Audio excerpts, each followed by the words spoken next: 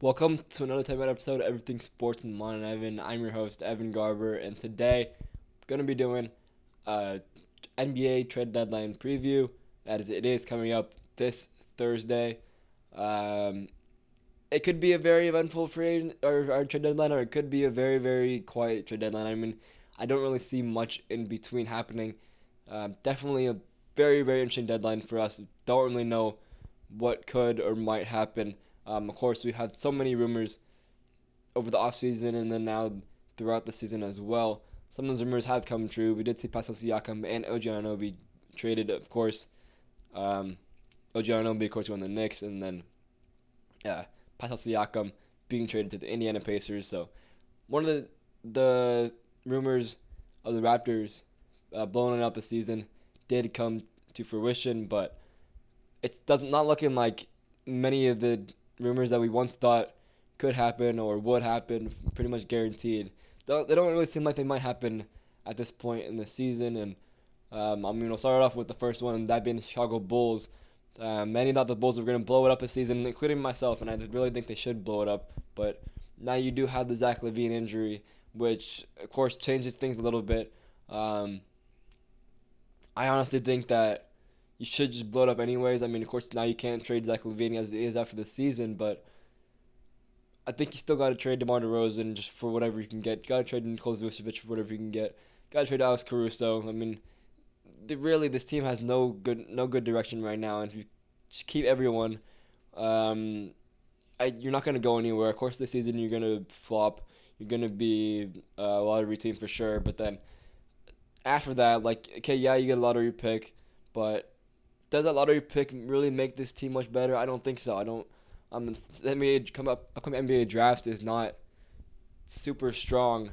Um, I don't think. I mean, the top end talent is not there compared to most years, but the Bulls. I mean, they have to blow things up. I don't really see why they've stuck to their guns so far this season.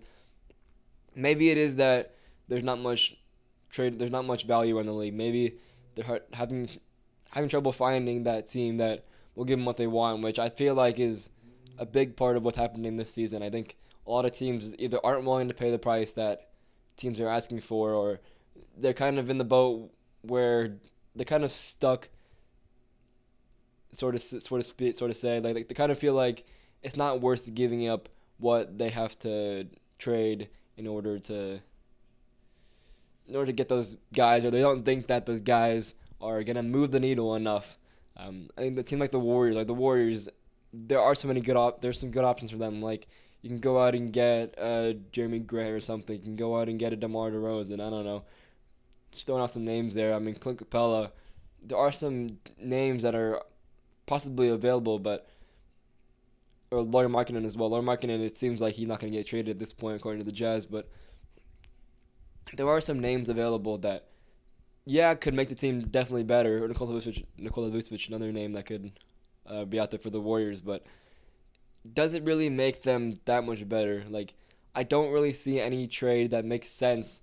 That I feel like is gonna happen that could move the needle enough for the Warriors to be considered contenders. And I don't think that the Warriors should give up what they might have to give up, like in Moses Moody, like Jonathan Kuminga, or draft picks, or Brandon Podziemski, or something like that. I don't think it's worth it giving up one of those young guys for even a rental. The guy could be a rental, and then you move in the next season, and you don't have that guy, and you give up a young piece, and the guy that you're gonna get at the deadline for the rental is probably not gonna make you a championship contender. You're probably not gonna be a contender. Maybe you might stick in the playoffs for the Warriors, but you're not gonna be a contender more than likely, unless Andrew Wiggins bounces back, unless Klay Thompson bounces back, unless you get more help from the bench.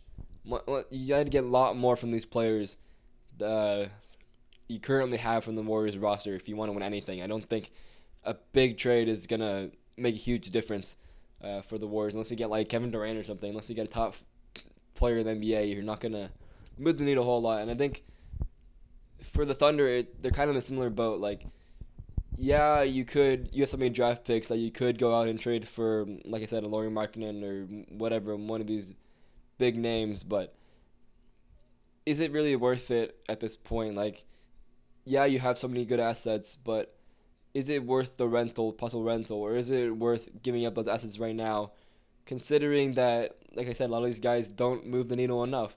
Like, yeah, you may be able to push toward contention if you're the Thunder, because of course they are one of the better teams in the NBA right now. But I don't think it's worth it right now to go out and trade for one of those guys. I think you got to wait till the offseason and try to use those assets that you have for the Thunder for a bigger guy, a guy that pushes the needle a lot more, a guy that can be the third star next to Shai Gilgeous-Alexander and Chet Holmgren. I think that's really what you need if you're the Oklahoma City Thunder. And I mean, you got a lot of other teams too. Like, let's say, I mean, the Hawks. I'm surprised they haven't blown things up, honestly, because I think they do need to trade Dejounte Murray or Clint Capella, because that experiment with Trae Young and Dejounte Murray and Clint Capella has not worked out very well, and I think it's time to move on from that duo and try to figure things out. Try to tank a little bit, get a good lottery pick, and maybe figure something out and get the secondary star next to Trae Young.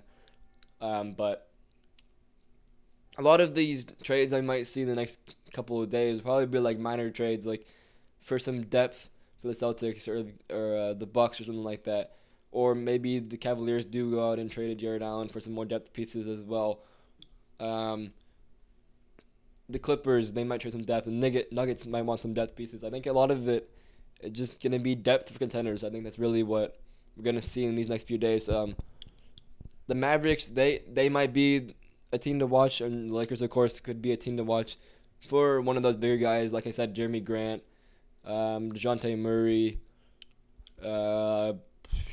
maybe Mikhail Kuzma, Bogdanovic, maybe Vucevic.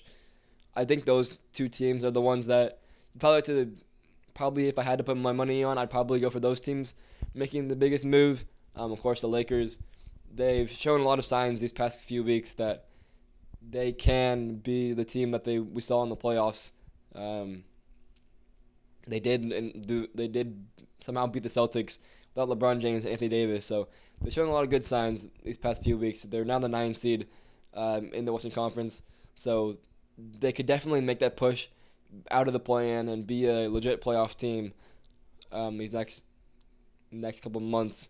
But I think that definitely starts with the trade. You definitely got to maybe get a DeJounte Murray, Kyle Kuzma, or like I said, any of those guys. I think DeJounte Murray would probably be the best guy to get. D'Lo is not the greatest point guard next to LeBron and AD, and then of course DeJounte Murray is obviously a great player, great 3-and-D, great offensive player, and also a great threat on defense as well. Great perimeter defender. I think that's partially what you need right now if you're the Lakers. You need a third guy, get buckets next to Anthony Davis and LeBron James. Of course, Austin Reeves has been getting a lot of buckets, but I think you need more of a playmaker and more of a defender, perimeter defender if you're the Los Angeles Lakers. And the Dallas Mavericks, they kind of need that third scorer as well.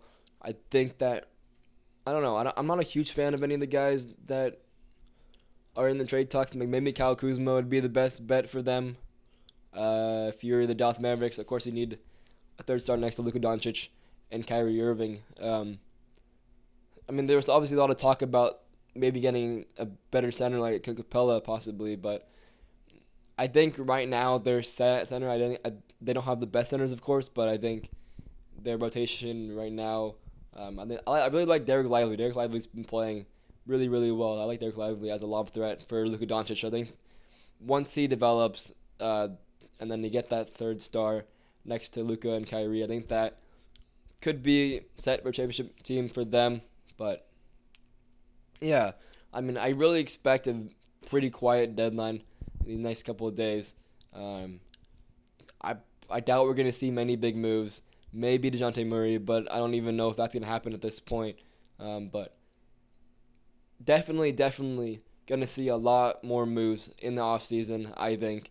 Like I said, probably just a lot of minor trades here and there next couple of days to build some depth for these contenders. But aside from that, we probably won't see any major moves until the offseason. But let me know you guys' takes down below. who do you guys think will be traded in the next couple of days, and what do you guys think your favorite team should do at this deadline and in the upcoming offseason?